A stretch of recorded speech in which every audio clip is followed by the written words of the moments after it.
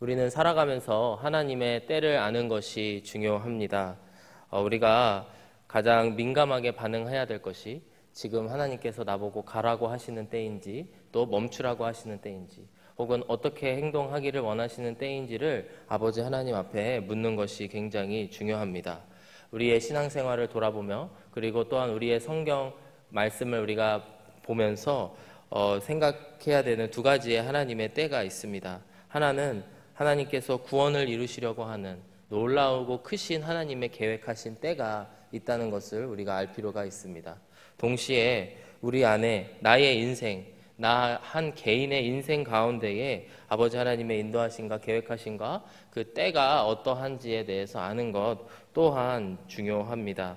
우리가 그 때를 아는 것 그리고 그 때를 하나님께 묻고 올바로 아는 것이 인생 가운데에 가장 중요한 일 가운데에 하나인 줄로 믿습니다. 오늘의 본문을 보시면은 이제 메시아이신 예수 그리스도께서 이 땅에 오시고 이제 주님으로서 또 이 땅을 구원하실 구세주로서의 마지막 사역을 시작하시려고 하는데 준비되지 않은 사람들이 있습니다.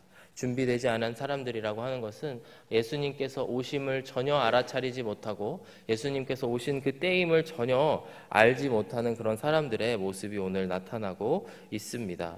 이러한 이야기를 하시기 위해서 예수님께서는 하나의 비유, 이제 무화과 나무에 비유하여서 하시는 말씀이 있고요. 또한 두 번째로는 성전 정화에 대한 말씀이 오늘의 본문은 나타내고 있습니다. 이제 내일의 본문에 가게 되면은 무화과 나무의 이 이야기의 결과가 어떻게 진행되었는지 볼 수가 있는데요. 오늘의 말씀 전반부는 무화과 나무에 저주하시는 일, 그리고 중간에 보면은 이제 성전을 정화하시는 일, 그리고 내일의 본문에는 앞서 말씀하신 그 무화과 나무를 저주하신 사건의 결과가 어떠한지를 오늘의 말씀을 통해서 알 수가 있습니다. 오늘의 말씀을 통해서 우리를 구원하러 오신 예수님의 그 때를 민감하게 아는 것이 중요하다라고 하는 말씀을 마음에 새기기를 원합니다. 그리고 예수님께서 사역을 시작하시고 이제 마지막 십자가의 사역을 마무리하시기까지의 그 걸음걸음을 함께 살펴보는 은혜의 시간이 되기를 주의 이름으로 축복합니다. 먼저 마가복음 11장 3절의 말씀, 어제 우리가 함께 묵상한 말씀을 보기를 원합니다. 예수님께서는 처음으로 본인을 주라고 말씀하시는 이 하나님의 때를 우리가 볼 수가 있습니다. 만일 누가 너희에게 왜 이렇게 하느냐 묻거든 주가 쓰시겠다 하라 그리하면 즉시 이리로 보내리라 하시니, 예수님께서는 제자들을 보내고 그곳에서 나귀 한 마리를 가지고 오라고 명령하십니다. 제자들에게 가서 주께서 쓰시겠다 하라 이렇게 말하면 너희들에게 나귀를 줄 것이다 예수님께서 말씀을 하시죠. 우리가 눈여겨보아야 되는 것은 예수님께서 스스로 주님이시다라고 이야기하는 때라는 것입니다. 이 때가 왜 중요하냐, 이제 예루살렘에 입성하신 예수님께서 십자가를 향하여 나아가시며 이제 예수님의 그 가장 귀한 가장 중요한 역사를 사역을 시작하시고 있는 준비한 아주 귀한 때라고 하는 것입니다. 그런데 이렇게 중요한 때 가운데에서 준비가 안 된 사람들, 즉 이스라엘 사람들이 전혀 준비되지 않는 모습을 보여주고 있습니다. 먼저 오늘의 본문 첫 번째 구절인 11절의 말씀을 보시면 예수님께서 예루살렘에 이르러서 성전에 들어가시고 그 가운데에 모든 것을 둘러보셨다라고 하는 말씀으로 시작이 됩니다. 그리고 이후에 12 제자를 데리시고 베다니로 나아가셨다, 이렇게 오늘의 본문 11절은 말씀을 하고 있습니다. 예수님께서 성전에 들어가셔서 예루살렘에 들어가셔서 둘러보셨는데요, 무엇을 보셨을까요? 유대인의 지도자들을 보았을 것이고 그 가운데에 성전에서 일하는 서기관들을 보았을 것이고, 그리고 그들 가운데에 그들이 얼마나 부패하였는지 또 하나님의 때를 알지 못하는 자들인지를 예수님께서는 보셨을 거라고 생각됩니다. 그리고 이어지는 무화과 나무를 저주하시는 사건과 성전 정화 사건에 연결되어서 예수님께서 그들 가운데에 어떤 말씀을 하기 원하시는지 함께 자세히 살펴보기를 원합니다. 먼저 우리가 시작하기에 앞서서 무화과 나무가 상징하는 것이 무엇인지에 대해서 나누고 말씀을 시작하려고 합니다. 무화과 나무가 상징하는 것은 구약 성경을 보게 되면은 이제 이스라엘 그리고 유다 지파를 가리키는 말로 쓰여지게 됩니다. 오늘의 본문에서도 보시면은 이스라엘과 예루살렘을 상징하는 바로 상징하는 것이 무화과 나무라는 것을 볼 수 있습니다. 우리가 예레미야서나 호세아서, 미가서의 말씀을 보면은 종종 이스라엘 그리고 타락해가는 이스라엘을 비유하시면서 이 무화과 나무라고 하는 상징을 이제 사용하셨던 것을 우리가 볼 수 있습니다. 그러므로 이 무화과 나무를 심판하시고 저주하시고 이후에 무화과 나무가 이렇게 멸종이 되는 죽어가는 그런 모습을 통해서 예수님께서 이 준비되지 아니한 이스라엘 그리고 하나님의 때를 전혀 알지 못하는 예루살렘을 향하여 저주하시는 일이라고 하는 것을 우리가 볼 수 있습니다. 오늘의 12절을 먼저 보시면은 이제 예수님께서 미리 이제 둘러보시고 그 이후에 이제 시장하셔서 무화과 나무 앞으로 나아가게 됩니다. 이튿날 그들이 베다니에서 왔을 때에 예수께서 시장하신지라. 13절의 말씀을 보시면 멀리서 잎사귀 있는 한 무화과 나무를 보시고 혹 그 나무에 무엇이 있을까 하여 가셨더니 가서 보신즉 잎사귀 외에 아무것도 없더라. 이는 무화과의 때가 아님이라. 오늘의 본문의 말씀에 대한 오해가 있는데요. 예수님께서 그가 시장하셔서 배고파서 이제 즉흥적으로 가서 무화과 나무를 저주했다 이렇게 오해하는 사람들도 있습니다. 그런데 우리가 앞서 살펴본 11절의 말씀을 보시면은 예수님께서는 미리 모든 것을 둘러보시고 그 다음에 이제 모든 계획하심 가운데에 이런 일들을 했다라는 것을 우리가 볼 수가 있습니다. 그래서 이제 예수님께서 잎사귀만 무성한 그 무화과 나무 앞에 서시게 되는데요. 무화과 나무에 잎사귀가 있다, 잎사귀가 무성하다라고 하는 것이 무엇을 의미할까요? 오늘의 본문은 이 무화과의 때가 아니다, 무화과가 열매를 맺을 때가 아니다라고 말씀을 하고 있습니다. 무화과는 이제 3월에 싹이 나고 4월에 잎이 피고 5월에 열매를 맺습니다. 그렇기 때문에 아마도 예수님께서 이 무화과 나무 앞에 서셨을 때에는 아마도 4월경이 아니었을까 우리가 추측을 할 수 있습니다. 그런데 이 무화과 나무의 특징은 무엇이냐면 4월에 아직 열매는 맺지 않았지만 잎사귀가 무성하게 자라고 있을 때에는 그 열매의 작은 모습들이 나타나게 된다는 것입니다. 다 익은 열매는 아니지만 그 작은 열매들이 맺히면서 이제 곧 익은 열매들이 나타나게 된다는 것을 우리가 알 수가 있습니다. 그렇기 때문에 오늘 예수님께서 이 잎이 무성한 이 무화과 나무 앞에 서서 이제 그 무화과를 바라보시면서 저주하시는 이유는 이 무화과 나무가 마땅히 열매 맺을 것을 준비하고 준비가 되어져야 하는데 전혀 준비되지 않은 그런 모습을 보이고 있다는 것이죠. 마치 이스라엘 백성이 그리스도께서 오심을 이제 예수님께서 이 땅에 오심을 보고 그를 환영하고 그를 맞이해야 되는데 그러지 못한 모습과 너무나 똑같은 모습을 이야기하고 있는 것입니다. 그렇기 때문에 이 무화과 나무는 이파리만 무성한, 즉 겉보기에는 화려한 아주 큰 나무처럼 보이지만 정작 그 안에는 열매가 없고 정작 그 안에는 마땅히 해야 할 일들을 하지 않고 있는 그런 무화과의 모습이라고 할 수가 있습니다. 존 메가더 목사님의 책 슬레이브라고 하는 책을 보게 되면은 우리의 주님 되시는 예수님과 우리의 관계를 이렇게 설명하고 있습니다. 주인 되시는 예수님에게 우리는 종이 아니라 노예라고 이야기를 합니다. 종이라고 하는 영어로는 servant 그리고 노예는 slave라고 하는 단어를 사용하게 됐는데 종은 고용된 존재이기 때문에 어느 정도 자치권과 개인적인 권리가 보장이 되지만 반면에 노예는 소유된 존재라고 하는 것입니다. 그렇기 때문에 어떠한 자유나 자치권이나 권리가 없다라고 하는 것이죠. 이 말씀을 이야기하면서 현대인에게는 우리의 주인 되시는 예수님 그리고 그의 노예가 되는 우리의 존재, 이것이 너무나 비합리적이고 듣기 싫은 말이 될 수도 있으나 하지만 우리 그리스도인이 그리스도의 소유가 되었다라고 하는 것은 우리의 모든 것을 그분에게 맡기고 주된 관심사, 최고의 관심사가 주님의 뜻을 알기에 힘쓰고 수행하기 위해서 노력하는 일이 되어야 된다라고 말씀하고 있습니다.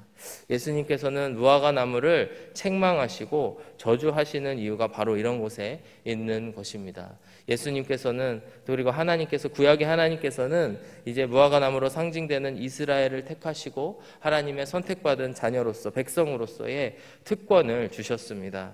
그럼에도 불구하고 무성한 잎사귀만 남기고 겉모습은 화려하지만 정작 예수님, 주님의 오심을 알지 못하는 이런 자들의 모습이라고 하는 것을 오늘의 말씀은 이야기를 하고 있습니다. 예수님께서는 이제 예루살렘에 입성하시면서 주님의 주되심을 나타내시고 선포하고 계십니다.